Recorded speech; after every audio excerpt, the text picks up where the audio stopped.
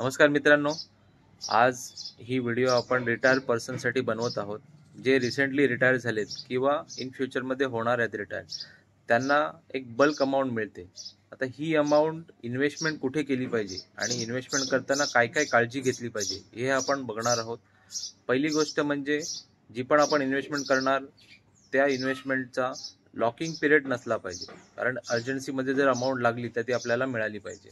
Second म्हणजे जी पण आपण इन्व्हेस्टमेंट करणार ती आपल्याला इन्फ्लेशन रेटला बीट करणारी पाहिजे. महागाई जो वाढत आहे दैनंदिन दिवस, तर तिला बीट करण्याऐवजी म्हणजे मिनिमम आपल्याला एक 10% तरी रिटर्न आपल्याला आले पाहिजेत, अशाच वर्टिकलमध्ये आपल्याला इन्व्हेस्टमेंट केली पाहिजे. सेकंड म्हणजे जी पण आपण इन्व्हेस्टमेंट करणार ती इन्क्रीज डे बाय डे किंवा एक पिरियडसाठी इन्क्रीज होत राहिली पाहिजे किंवा कॅपिटल ॲप्रिसिएशन आपलं झालं पाहिजे. रिटायरमेंट अमाऊंट इन्व्हेस्टमेंट करताना आपल्याला ह्या 3 गोष्टींची काळजी घेतली पाहिजे. धन्यवाद.